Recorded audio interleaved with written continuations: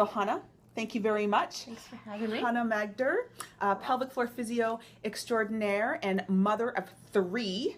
Crazy. Okay. Kids. Yeah. Why did you decide to become a pelvic floor physiotherapist? I went into pelvic physio because I needed to see a pelvic physio. So after I had my second baby, I was having a lot of pain. I saw my doctor. My doctor told me that everything was normal and I can go on. But I knew that what I was feeling wasn't normal, and I got help. I got help from Julia, actually. Julia DePaulo. Yes, we love her. One of the brains behind Bellies Inc. Yes, yes. And I really credit her for changing my world, like really changing my life and helping me change other people's lives. Awesome, awesome. And it's almost like the reason why I got into fitness, focusing on pre and postnatal, is that I had a baby and I went, wait a second, why is my body not snapping back? Yeah. You know, all the famous people, the celebrities on cover of People magazine are back in their jeans at 4 weeks postpartum. What's wrong with me? Right? So it's almost like you have to go through your own experiences to say, wait a second, if I didn't know this, there must be thousands, millions of people who don't, right? Totally. Okay. And I think like one of the number one things, we're going to chat about this, but the number one thing that we hear is, why does it look like other people bounce back fast? So nobody told me that I should expect this. Exactly. Right? So, and I think that's an important point. Why does it look? What does it look like, right? We have to remember that. Yeah. What's going on in the outside does not mean that they're strong and functioning well on the inside. And that's why we have to talk about it. Yes. So as far as your clientele, who do you see the most? I kind of have an idea, but... Okay, so I'll say probably about 75% of my clients are prenatal and postpartum. Mm-hmm. Prenatally, we strengthen them and prepare them for labor and delivery, and postpartum, we're seeing them to help them recover from whatever they're experiencing. That next 20% is probably women of menopausal age, who are also, I would consider, postpartum. Yeah, you're always postpartum. That's right. Once you've had a baby, you're forever postpartum. That's right. And then 5% of a here or there. Yeah. Yep. Yeah. Yep. And do you find that those older women are often maybe the mothers of your clients? Mothers, grandmothers. No, but I'm talking about like the existing clients that you see. They go, "Oh, my mother should come and see you." Yeah. Right? Or the opposite. Or I'm seeing the mom, and the mom is like, "My daughter just had a baby," or she's trying to conceive, or she just got married, and she's having pain, incontinence, or a whole slew of other issues. Mm-hmm. And it's a lot of word of mouth. Yes, it is. It's like all of a sudden it's an aha moment for these women when they experience pelvic physio. They realize that there's actually something that can help you, right? Mm-hmm. That you don't have to live like this. No, and you can feel good about yourself again and not suffer in silence. Yeah, that's a really good point. Okay, so I've got my list of questions here. Okay, so you already kind of alluded to this, but what, other than how come nobody told me, what would you say is the most common feedback after you've treated somebody? The most common feedback is I would say that people are so thankful that they literally have their lives back, right? Mm-hmm. The way that they saw their lives was with incontinence pads, never having intercourse with their husband again or partner or whoever, and all of a sudden we've taken their life in a totally different direction, that they feel that they can live the life they've wanted to live. That's really powerful, because I'm sure you can. I've, in my experience dealing with pregnant and postpartum women, and I'm sure with you, we get a lot of, they kind of think, well, I've had a baby, this is the way it is, and it's almost subconsciously there's that resentment associated with, they love their baby, but it's like you look at your baby and kind of go, it's because of you that I look like this, I feel like this, and they're like, and you feel guilty for feeling that way, but hey, we all did at some point for sure. So you can give them their power back is that's a very impactful, a powerful thing. Yeah, and give them their sense of self back, because very often women feel like this is who they are over here, but they feel like they're over here, and all they're trying to do is just get back to who they think they are. Mm-hmm. Like they see themselves as an active, exercising mom who's able to do and go and run after their child, but every time they run, they pee a little, and every time they lift their baby up, they pee a little. They can't do that, and they feel like they're just struggling to become that person they perceive themselves as being. Yeah, I like that. They're here, but they want to go back to there. Okay, that's cool. Well, I don't like it, but it's good that they have. But we get them back. We get them here. That's what we want. Okay. So what do you find is probably the most common conditions that you treat with your... For sure urinary incontinence, diastasis a ton, and pelvic organ prolapse. A lot. Really? A lot. Pelvic organ prolapse. Yeah. So explain briefly what that is.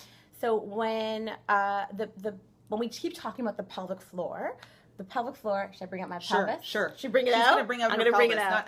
not out of her body, but she's going to bring it out. Oh, look at that. What a nice pelvis. That's the pelvis. Yes. So the pelvic floor is actually 3 layers of muscles. This is the front of the pelvis. And this is the back. You can see your spine here. The pelvis is connected at the front with the pubic symphysis. These 2 muscles come together. And at the back, you have your sacrum, which is a large bone fused together, and your coccyx, your tailbone down there. Your pelvic floor muscles are 3 layers of muscles that connect at the front from your pubic symphysis all the way back to your tailbone and side to side from one sits bone to another. So, Sam, if you actually felt underneath your bum, you'd feel a little bony prominence, and that's actually where those muscles connect. Okay. And those muscles, one of their major functions, they have a number, but one of their biggest functions is to actually hold up all of your internal organs. Is that what you took out? I have removed the organs, but I'll put them back. Okay. So women have 3 holes. You have your urethra, your vagina, and your anus. And on top of your urethra sits your bladder. I'll put that guy in there for you, if you can all see that. Okay. On top of your vagina is your cervix and your uterus. And on top of your anus is your rectum, which is connected to the rest of your intestines, your stomach, your gallbladder, your spleen. Everything is literally held up in place by these 3 layers of muscles. Okay. If the muscles are too weak or they're unable to actually do their job, what actually happens is some of these organs start to fall into the vagina. So you can have your bladder in front sort of slumping back. You can have your uterus start to hang down, or your rectum can start to fall in. Okay. So pelvic organ prolapse is when we have basically the walls of the vagina start to sink down. Now, is that something that only happens to what we would say is old people? No. In fact, we're seeing it more and more in younger people because of the way that we're delivering our babies. It could take up to 20 years to happen. So if we haven't strengthened your pelvic floor, it can take between 10 and 20 years to actually... oh, sorry. Ignore that, please. To actually occur. But if you bear down a lot, like for let's say a 4-hour labor, if you're pushing down for 4 hours, if you have a chronic cough and you're always coughing and coughing, if you have chronic constipation and you're always pushing your stool out, and you're not spending the time strengthening to combat that, although I would suggest that that's not enough, but you can start to have your organs fall out. What about, where does pelvic organ prolapse and say intense exercise, where does that play a role? Is there a connection there? So there is, for sure. Okay. I'm not a fearmonger, so I'm not going to say everybody who's in intense exercise is going to have pelvic organ prolapse. However, if your pelvic floor muscles, because the organs are held up by ligaments above and pelvic floor muscles below. So we need the pelvic floor muscles to be strong enough so that the organs aren't hanging by a spring and springing up and down when they have no support below. So anything that's high intensity or high impact is going to be that constant bouncing, pushing on those organs. Okay. So you just want to make sure that the pelvic floor is strong enough to support whatever load that is. Yeah. Okay. Yeah. Totally makes sense. And also, it's not just about strength, it's about function. So we need to make sure that it's not just strong when I assess it, but also strong during that activity. Okay. Okay. All right. So I asked what was the most common condition that you treat. Yep. What's your favorite condition to treat? I love to treat urinary frequency and urgency. So women who tell me like that, or men who that their whole life is going to the bathroom. They go anywhere they go. They know where the bathrooms are. They can't stay in the car for any length of time. They can't drive for a long periods because they have to constantly go. Okay. Or when they have to go, it's like, I gotta go right now. Okay. It's super easy to treat. So how easy is it to treat? Like, they want to know. How easy is it to treat? Give me frequency. Give me 3 weeks and I could get rid of your frequency.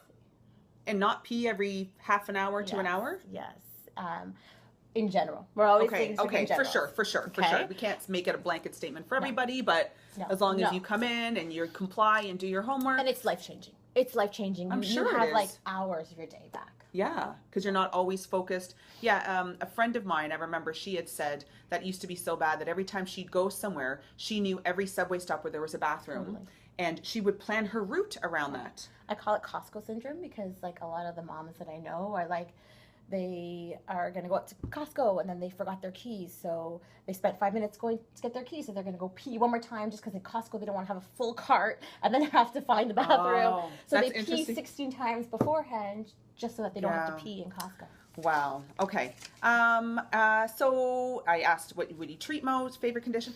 What is the weirdest question you've ever had from a patient? Or weirdest request when it comes to pelvic floor physio? I can't say that there's a weird request. There's not a weird request. Because everything that we deal with... No question is too weird. Okay. Like, really, at the end of the day, when you're working with a pelvic physio, your comfort with them and the ability to have an open relationship is the most important thing. Good. And I really can't say that there's something that I've ever said like, oh my God, like, who is this? Like, if you present me with an issue, we're going to find a solution. You know what, which I think is really important because before we did this video, when we were supposed to go live, sorry about that, I had asked people to send me questions. So people DM'd me privately and somebody said, I know this is a stupid question, but, and there's that thing right there, like no question is stupid, nothing. No. Because don't think you're the only one thinking this. Other people are thinking it too. But the fact that you brought it up and brought up that question is very powerful. So I'm going to be asking that next question. And can I add one more thing onto it? Yeah. At the end of the day, if you're working with a therapist or you're working with a trainer, your therapist and your trainer want you to be successful. Yes. So if there's something that you really don't understand, it's really important to ask whether you think that question is stupid or not, because that can really affect your ability to succeed in that area. So Bob's your uncle. Just lay it all out there. Because we're all women and we all have our own issues. And believe me, you're not the only one. Nobody is the only one. Okay, so here is the stupid question, which is not stupid at all. Hi, Sam. Ever since I've had my 2 children, my vagina feels bigger. So I asked her, well, what do you mean? Like the actual vaginal opening? And she said, yes. She goes, I initially went to a pelvic floor physio because I had incontinence. I've done my exercises. The incontinence is fixed, but I still feel like the muscles are not as tight as they were before. Is this just the way it's going to be, or will I ever be able to resume that strength and that tightness that I had before? Okay, so the answer, and it's going to be my answer to most things, is it depends. So I think you touched on something very smart. If it's the vaginal opening and there was a episiotomy done or a tear in that area that hasn't healed properly, that we can't affect. I can't make that tighter. Okay. The fact that your urinary incontinence is gone is wonderful, but whether or not, we know that women who are not incontinent can still have weak pelvic floors. So they're not necessarily, we know that we can get rid of urinary incontinence by strengthening the pelvic floor, but not necessarily that every person who has a weak pelvic floor has urinary incontinence. Mm-hmm. And there's a lot more than just being strong, right? Yep. The muscles have to be timed with the other the other muscles in your body. You have to be able to use the pelvic floor muscles functionally. So lying on your back doing some Kegels is okay maybe for getting rid of that incontinence, but you need to be able to use them properly, use them for a prolonged period, use them multiple times a day, and all of that contributes to the strength of the pelvic floor. Okay. So then maybe it would be fair to say that she should go back to her physio and also be assessed, if you already haven't been assessed, to see if you do have any scar tissue that's going, then maybe that that scar has to be released, so then you get the whole pelvic floor working more functionally, and then working with some more timing of the pelvic floor with whatever, because I know this particular woman, and I know that she exercises regularly, so maybe being assessed, integrating it into exercise. Yeah, integrating into exercise and being assessed standing if you haven't been assessed standing. And the other thing I would say is, like, as a pelvic physio, my goals are your goals. So if my client comes to me and says, I don't want to be incontinent anymore, I will get you, I will get you continent. However, if her goal has changed, that's something to bring up with her pelvic physio. When somebody comes to me and says, my vagina feels large, that's a different set of goals that I have incontinence. And it's a different treatment plan. It's a more, I don't want to say aggressive, but it's the next step up. Yes. Okay. Right? So I hope that your question was answered. The next question came from a colleague of mine who is a personal trainer, and she said she wondered if there was anything that to be done differently. Now, I'm not sure if she was talking about her own experience or working with a client. When you're dealing with somebody who has had mesh put in for either a prolapse or a hernia, is there anything that should be done differently now as far as training? Okay. So first of all, I'm not an expert in mesh implants, so I'll just say that. Okay. However, we do know that having prolapse surgery with mesh has a very high 5-year rate of reoccurrence. Okay. So basically, the mesh is a Band-Aid, right? If those muscles are not holding up your organs properly, taking some mesh and holding it up still doesn't address the muscles. Okay. And you'll have the same issue as you had with your ligaments originally, whereas things will just start to hang and loosen and hang lower and lower if you're not supporting it from below. Okay.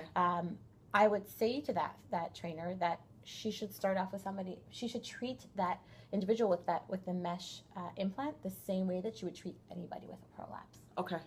Start off with your basic strengthening and work towards functional strengthening. So hopefully she's not back having surgery again in 5 years. Exactly. Okay. Like, prevent that reoccurrence. Okay. And in fact, I would love to see people coming for physio before receiving that mesh, the same way as anybody with having knee surgery would go to physio beforehand, have the surgery, Prehab. Exactly, and then recover, because your outcomes are so much better. Yes.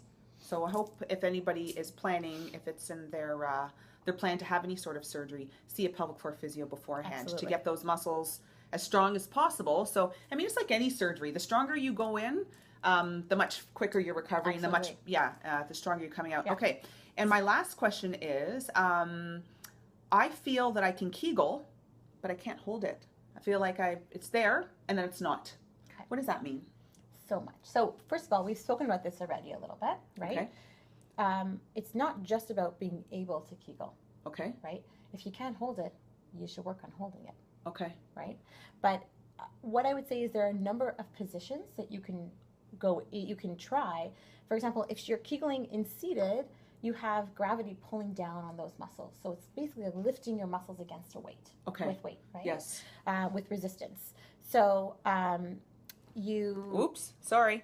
you need to, I would say, try it lying down. Mm-hmm. Try it lying down. See if you're successful lying down. Okay. We need to hold for longer. Okay. We need to try more repetitions. Okay. We need to be able to at least get a certain strength before you're physically able to do it in standing. Okay. And a pelvic physio can assess you and tell you that.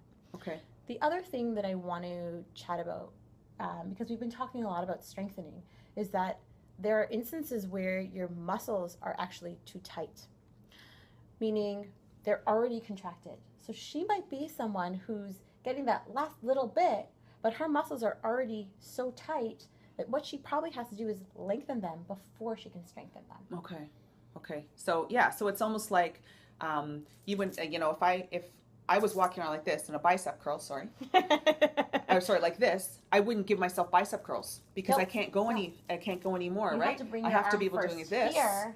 And then I'm going to do this. So it's the same Exactly. thing with our pelvic floor, right? Our pelvic floor, we want to work at full range of motion, just like any other muscle that we're training. Exactly. Okay, that's a really good point. I'm glad that you brought that up. That's too. awesome. Me too. Yeah. Is there anything else that you want to mention about? Yes, I do. Okay, do it. Education is our biggest hurdle. Like we said at the beginning, the number one thing that we hear as a fitness professional or a pelvic floor physio is nobody ever told me about this. Your doctors don't always know. Your trainers don't always know. Now you know. So you've listened to this. You now know. Please tell your friends. Let's get the word out there. Let's make sure that women and men who are experiencing pelvic floor issues as well. Men have pelvic floors too. They do. Can live the lives that they want to lead. Mm-hmm. Just because it's common does not mean it's normal. You don't have to live like that. That's right. That's right. Thank you. Thank you. You're awesome. Isn't she awesome? We love her. She's great. Okay. So if you have any other questions, you can feel free to post it on the comments underneath this video, and I'll make sure I send them on to Chana and get those questions answered for you. But until then, happy World Continence Week. Happy World Continence Week. Yes, and let's continue to raise this awareness and not let this pelvic, like, there's nothing wrong. If you're in the gym working hard to look away a certain way and feel a certain way, you need to do the same thing with your pelvic floor muscles. Very, very important. Exactly. No peeing. Just say no. Have a great day. Bye, guys.